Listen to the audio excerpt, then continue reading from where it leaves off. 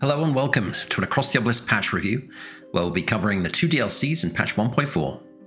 Two caveats before we jump in. First, spoilers. I'll be talking about both content in the DLCs, as well as what I think are the optimal strategies to play the new character, so if you'd rather not hear those, then tune out now. Second caveat is that I'll be reviewing the patch through the lens of High Madness, in general M16, but a lot of this will be applicable to M14+. We'll start with some high-impact card balance that directly impacts how we can view the new hero. We'll go through the new character himself, the Obsidian Uprising event, new items and cards, and a few other bits and pieces at the end. As it relates to card balance, there were quite a few changes, but these four in particular stood out to me as impacting High Madness runs. And these left to directly impact our evaluation of the new hero. I personally think the Blade Flurry change is absolutely wild, and we'll talk a little bit more about that in a second. Similarly for Culture Ups, the change was it now applies block, which for 1 energy, when you can perk block, is really good value to protect the team. Separately, Recurring Nightmare got rarity shifted up to Epic, which of course nerfs mages in Act 2 and makes them more shard intensive in Act 3. This change is comparable to the upshift in Carnage's rarity a few patches ago, and even though it makes me sad, I think it's probably justified in the case of Recurring Nightmare. And the last one to cover, Necropotence or Necropotence, was a must-take before. I still think it's a must-take now, and it was a little bit overtuned, so I can understand changing the draw from ×2 to ×1.5. Personally, I think the Blade Flurry change is by far the biggest one, and let's just touch on why in a bit more detail. Firstly, the broader Scout card pool is extremely conducive to discounting and replaying melee attacks. If you consider, for example, Thul's level 3, Momentum, which refunds an energy and grants a powerful after playing a melee attack. You can spend 1 energy on Ambidextrous to duplicate Blade Flurry, making it a 1 cost instead of a 3 cost. You could play your 1 cost Blade Flurry, get a refund back, scavenge it back from the discard pile, play it again for 1 cost, and get a refund back. Then you can play the Blade Flurry in your hand for 3, get a refund back. And if we've perked Fury gives 5% multiplier instead of 3, then for just net 3 energy with Thul's, we'll have dealt 9 separate instances of damage, and we will have accumulated 18 Fury for a total of a 90% damage multiplier, which is already greater than the max multiplier that we would receive from Powerful. Now, when you throw a Fast and Furious in the mix, you can imagine things get out of hand pretty quickly, but more on that later. And lastly on Blade Flurry, I'd like to share with you this comparison. If Blade Flurry genuinely was a warrior card, and I was offered it as a card reward in Act 4, alongside an upgraded Devastate, which is like a mythic card, you know, it should be, oh my god, a must-have card. Like, I think it's genuinely close. I would be deliberating, thinking about how much energy I would have to spend, and if it's 3 energy, then I think Blade Flurry is just better than Devastate at 3 energy. Obviously, you can repeat Devastate a couple more times. But the fact that it's even a debate, like this is a genuine debate, you can buy Blade Flurry, in theory, in Act 1 town, you can upgrade it, it's cheap. This has got amazing surrounding cards and ambidextrous. The procs per energy is better than Devastate. Yes, you have to hit the front monster only. That is a big downside. But the fact that it's even a conversation is pretty mind-boggling to this upgraded kind of mythic card. It's quite funny. So anyway, with that context, let's talk about the new character. And I know the first question that crossed my mind, how on earth do you say this guy's name? I've heard at least 6 different versions of pronunciations of his name so far, and so what I'm going to do is hedge my bets and cycle through them for the rest of this video in the hope that one of them is correct. So, what does Nenukil do? It's probably not Nenukil, but it's a non-zero chance I'm running with it for this page, and then we'll switch to a different pronunciation. Oh, come on, this is serious. This is a serious review. What does Nenukil do? Let's start with his passive, Loaded Gun. At the start of your turn, you can reduce the cost of ranged attacks in your hand by 2, but then you suffer from reloading. And as you can see here, reloading, you cannot buffer it, you cannot dispel it, you only get 1 ranged attack, and if you draw 1, it's discounted by 2, which has the potential to be very, very strong. First, we'll go through the left-hand side, the offensive tree. At level 2, we get extra gunpowder shuffled into the deck, which is incredible. It gives a plus 25% damage multiplier, and when you play a ranged attack, draw 2 cards. It lasts until the end of the turn. At level 3, we get double barrel, and this slightly mitigates the reloading. We can actually play 2 ranged attacks instead of 1, and every time we play a ranged attack, we'll get a couple of Fury and 1 fast. At this point, we'll be trying to craft Nenukil's opening hand such that we get exactly 2 ranged attacks, not 1, not 3, but exactly 2.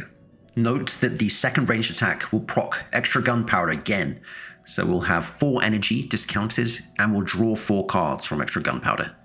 And then at level 4 we get access to Fast and Furious, where every melee attack that we play, we gain a Fast and a Fury, except we get additional charges +1, and don't forget, if we've perked more charges, we get even more still. And then finally at level 5, Greased Gears. All damage done plus 20%, which is nothing to scoff at. And we get immune to slow, which to be honest in adventure mode, at level 5 when we're in and around the twins, there's not really that much slow after the twins. So this is kind of dead text, if I'm being honest. And then Fast on this hero increases all damage by 1 per charge, which is a nice base damage increase with his item, which we'll talk about shortly. Then switching to his right hand side, which is his defensive tree. If we're really speccing hard into Thorns, then Proximity Mines is not bad. If we're choosing to play Proximity Mines, it becomes about the same as a Caltrops. If we play 3 Caltropses after equipping ourselves with it, then it becomes about the same amount of Thorns per energy as just a single Caltrops in the first place. And then if we're playing 4, 5, or 6 more Caltrops, then it's Thorns positive. One of the interesting things about Proximity Mines is it doesn't vanish, so you can, in theory, scavenge it out of the discard pile and play it again. This actually has some fringe uses, like against the twins. You can actually remove some of their curses by playing multiple Proximity Mines on your own characters just to bump off the curses from the twins, which is quite interesting. Unless we are speccing really hard into Thorns, then personally I wouldn't keep Proximity Mines if we're just going more defensive Nenukil, but otherwise, if you're playing Thorns, I could see us taking this and keeping it. His level 3 mounted cannon is where his kit gets really interesting. Whenever you play a defense that costs energy, put a blast into your hand. Now, weirdly enough, you cannot find an image of blast anywhere in the game. So I'll put a screenshot here for you. It's basically Deja Vu, but for blunt and burn. At level 4 we get Repair Kit, which boosts block charges by 8, and allows a random hero to recover 15% HP for every defense that you play, as well as granting a random hero 8 block, 6 regeneration, and 1 reinforce. And then finally at level 5, Exoskeleton. When you play a defense that costs energy, refund 1 and gain 1 fortify. This can proc 2 times a turn. Personally, I would have liked to have seen this be 3, especially so late in the game, but such is life. So that's his kit, and before we talk strategies, let's cover Nenukil's starting item, Rocket Boots. Rocket Boots allows us to stack fast, but we lose all charges at the start of the turn instead of 1. If we're playing Nenukil offensively down the left-hand side, then Rocket Boots feels absolutely mandatory for Greased Gears, which says Fast increases damage by 1 per charge. And so if we can stack Fast with Fast and the Furious, for example, then we can really get a decent base damage chunk from Greased Gears. I think this is a really cool and unique item. There are 2 things that make me a little bit sad. Number 1, I would have loved to have seen the Fast lose charges at the end of the turn instead of the start of the turn. And number 2, if we're playing offensive Nenukil, then it just feels absolutely mandatory to play Rocket Boots because of Greased Gears, and so you're essentially locked out of an armor slot. So what about Nenukil's starting deck? We start off with 4 of the reworked hit and run, 4 gunshot, 2 stone skin, 2 Caltrops, which as I mentioned upgraded are fantastic, and we can buy another one obviously in town, a burning shot, a sprint, and the toolbox. Candidly, if we're playing offensive Nenukil, I think this deck requires open heart surgery in order to feel good at M16. However, if we're going defensive, I think there's a lot to work with here, so why don't we start there? I think defensive Nenukil is very viable and really fun. The goal is to spam cheap defense cards like the upgraded Caltrops that we spoke about that gives team-wide block and stone skin, and then play as many blasts as possible, increasing the blunt and the burn with every consecutive blast because of the vanish pile growing bigger and bigger. My sense is he'll fit right in with a Heiner, Steelforge, Fortress, accumulate a bunch of Fortify stacks, and pop off with blasts. I think Volcanic Axe will be really good on him in both sides of his tree too. Is Thorns good now at M16? Kind of is the answer. I would really like to see a Thorns cannot be purged unless specified perk, but Nenukil really does help with Thorns, and particularly these changes to Caltrops is a massive buff to Thorns at M16. One other potential build is Coldbone Goblet. He does have a lot of reinforced in his kit between Repair Kit, Stone Skin, and the Toolbox. That being said, it's probably not going to be as good as a Barricade, but it could be interesting nonetheless, particularly with the Frostburn perk. And lastly, if we are going defensive Nenukil, then Toolbox actually gives really good utility, particularly in the early game, where you can dispel bleed with duct tape. You can also give taunt with strong magnet, and you can kind of juggle taunt between Heine and Nenukil, such that they are the only two that get attacked. You can also give taunt to Heine if Steel Forge is up in case he doesn't find Heat Laser. If we are doing the Blast build, here is an example of an endgame deck. The goal would be to play Heine, Steel Forge, and stack a bunch of Fortify with the perk that increases blunt damage based on Fortify stacks. We'd spam a bunch of cheap defense cards to proc Blast, and then start blasting.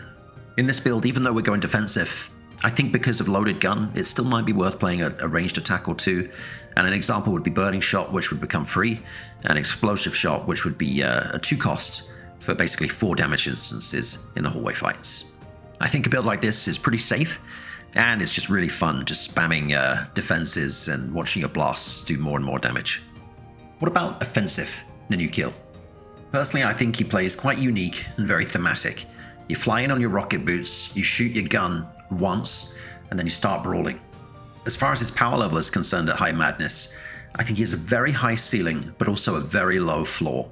And what I mean by this is if we spec into the fast type speed-based damage stuff, I just don't think it's very good, and that's why I'd say the floor is quite low. But if we rejig his deck and reinvest into more traditional hybrid melee with a ranged attack sprinkled in here or there with base damage buffs like Sharp and Bless, I do think he can actually do a lot of damage.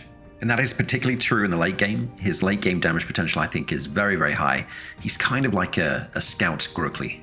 Offensive Nenukil's kit encourages you to play him as a true hyper carry in a min-max manner. And what I mean by this is we're really trying to keep his deck lean to 15-16 cards if possible. We're trying to deck manipulate him with cards like Trace, Fortune Telling, Scry, and then we want to funnel a bunch of Inspire so that he draws a hand of 9 or 10 to guarantee at least 1 ranged attack, and then once we've hit double barrel, 2 if possible, so that we can draw 4 cards on extra gunpowder and proc our 4 energy discount from Loaded Gun. And lastly, as I've mentioned, I think the Volcanic Axe seems really good on him, both right-hand side and left-hand side. So here's an example offensive endgame deck as I'm heading into the final bosses against Hanshogun Archon. We of course have extra gunpowder, which gives us plus 25% damage and will draw us 4 cards because of double barrel. We'll want to be opening with that alongside Fast and Furious to kick off the turn. We'll play 2 ranged attacks to proc Loaded Gun and double barrel. I like Rapid Fire. I think for 1 energy because of the discount, it's great value. Similarly, Poison Spray, we get 3 damage procs for free because it's a 2 cost discounted to 0. For our melee cards to proc Fast and Furious, of course, Blade Flurry, unbelievable. We want to be casting Ambidextrous on that and scavenging it back out the discard pile. I like having Adrenaline for extra energy and set up for card draw, as well as preceding a Blade Flurry with a Vanish. I would consider the top 2/3 of the deck a core, and then these cards colored grey at the bottom almost to be flex slots to round out the deck. Here you can see I have 2 slices and dual strike to round out the 6 attacks that we could proc Fast and the Furious with. For these flex slots, I would highly prioritize Ambidextrous, Scavenge, Last Reward, Adrenaline, and another Blade Flurry in that order. And the more we get of those, the more I would be happy to remove Slice, Slice, Dual Strike, and round out the deck with those cards instead. For the late game hallway fights preceding the final bosses, I would consider Fan of Knives an excellent AoE clear, as well as Volley, which will only cost 2 because of Loaded Gun. Bear in mind that for this example build, we can convert all of these to fire, and we can get excellent synergy with Cornelius taking the Machine Oil item, which we'll talk about shortly. Just be sure to keep your rocket boots for greased gears, and don't forget to deck manipulate Nenukil to proc your discounts with Loaded Gun on Poison Spray and Volley in this case, and make sure you can proc your gunpowder twice. Just like Grookly, in the late game, he's an absolute monster. Here is a screenshot from a run that I'll be posting a full video of shortly, where we're against the final boss Archon, and we got to 63 Fury on turn 1, with a couple of Blade Flurries to spare. Yes, his late game is strong, but like Grookly, his early game is a struggle. Personally, I think at High Madness, it's better to just avoid the speed stuff and play him more as a melee character with Sharp, with Bless, with Powerful, and sprinkle in a few ranged attacks here or there to proc a Loaded Barrel to get your discount. the most obvious candidate is multi-shot. And of course, that will require a lot of shard investment to completely rejig his opening deck to make it viable.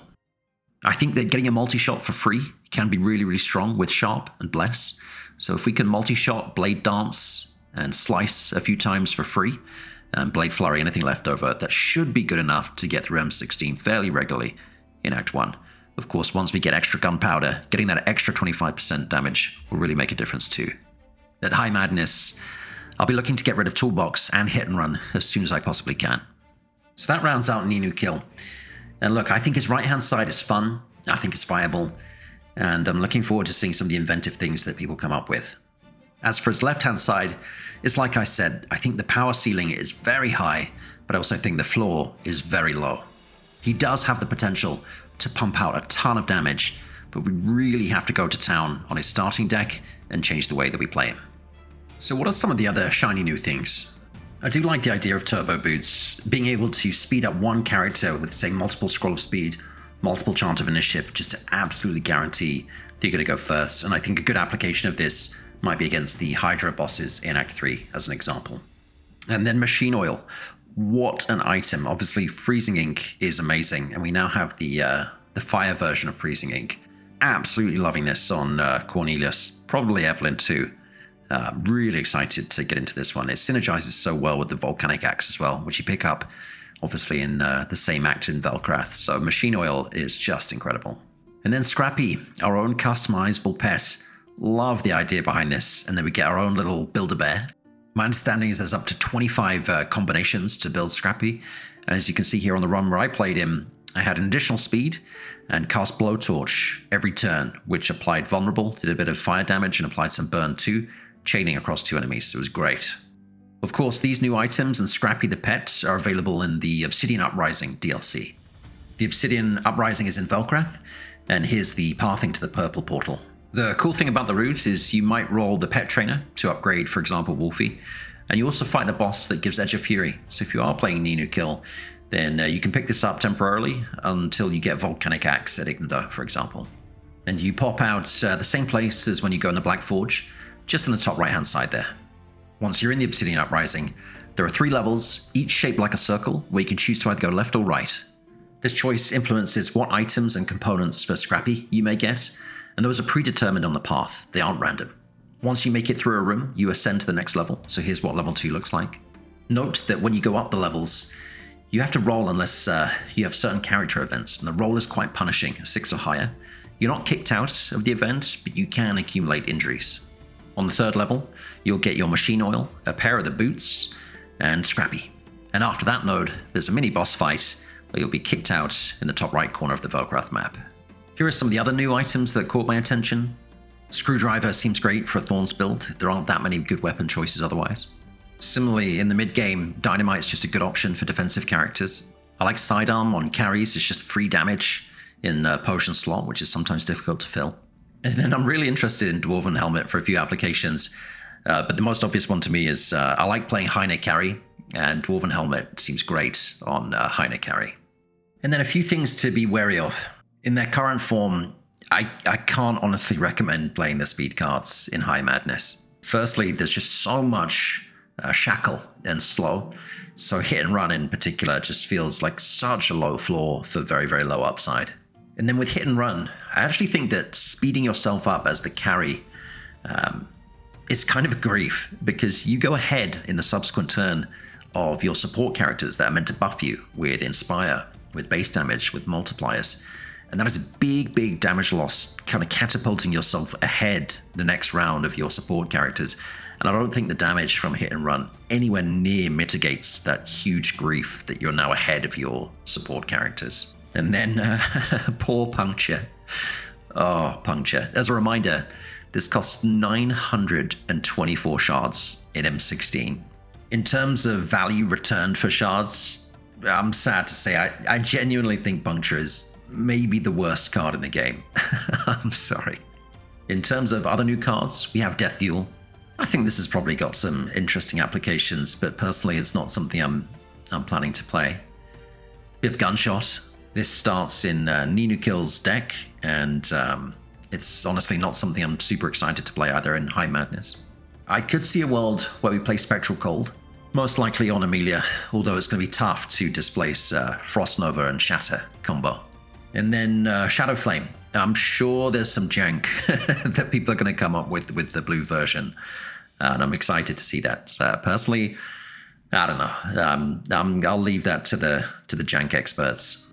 I do think that the yellow version is interesting. You can obviously make Sharp boost shadow damage, and so just having an AoE that can be boosted by Sharp at 2 energy, that you can kind of finish off the pop-off turn of the carry after like an Unholy Storm, then you finish things off with a Shadow Flame, for example. That could be interesting on something like Maluka carry.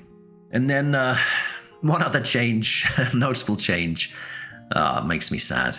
If you've watched any of my videos, I like doing big numbers to the Archon, trying to kill him on turn 1 or turn 2. And this is a double-edged sword. On the one hand, we'll be able to kill him quickly more often, but on the other hand, it's quite cool seeing just how much damage you can pump out when he had 14,000 health. In terms of the comps that I'm really excited to try on this new patch, there are many, but here's my top 4. Volcanic Axe Nenukil carry, as I've mentioned a couple of times. And then of course Blast in Nenukil down the right hand side with Fortify stacking. Then Volcanic Axe Thulz. I'm really excited. I think Thulz gets a huge buff from the Blade Flurry change, and I really want to convert his damage to fire, as well with Black Talons down the left hand side, converting that to fire. It's going to be really cool. And then, as I mentioned already, Dwarven Helmet Heine carry, all reliable. I love Heine carry, and I'm excited to try out Dwarven Helmet as his armor item. There are, of course, a few things still on the wish list. Personally, I would like to see broader card balance changes that brings more things into contention in High Madness. One of the things I love most about the game is coming up with kind of creative ideas and synergies that I think are underexplored.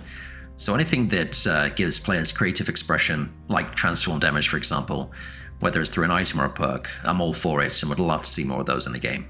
And then lastly, number 3, not dissimilar from number 1, I'd like to see a couple more tweaks to bring some comps into contention. I still think Thorns is a little bit lackluster. I'd love to see a Thorns cannot be purged unless specified perk. And I think some of the dot builds, Poison Bleed, they're just so far behind some of the other comps that you're kind of griefing yourself if you're playing them. So I'd like to see a few continued tweaks there. So to recap and summarize, I think Nenukil feels unique and impactful.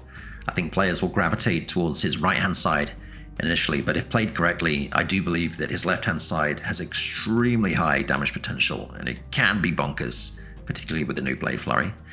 Speaking of which, I think this change is absolutely wild, and I'm fondly calling this the Blade Flurry patch. It's amazing. I look at the DLCs and I think there are lots of things that I want to try. At least 5 to 10 new runs, which look at like 5-6 hours. We're talking 30 to 40 hours worth of time here. There's obviously an entirely new subzone to go through with amazing build-around items like machine oil, not to mention the customizable Build-A-Bear pet.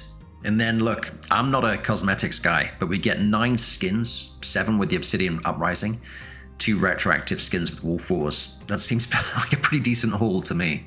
And then as a reminder, the economics for these, they're $5 each.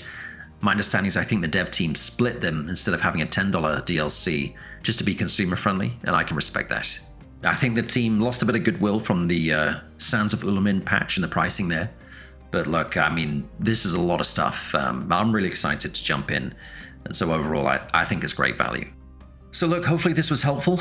I'll be playing with Nenukil, which that's how I think it is pronounced, by the way, is Nenukil. I'll be playing with him and posting a video sometime soon. And thank you for tuning in, and good luck on your Across the Obelisk runs.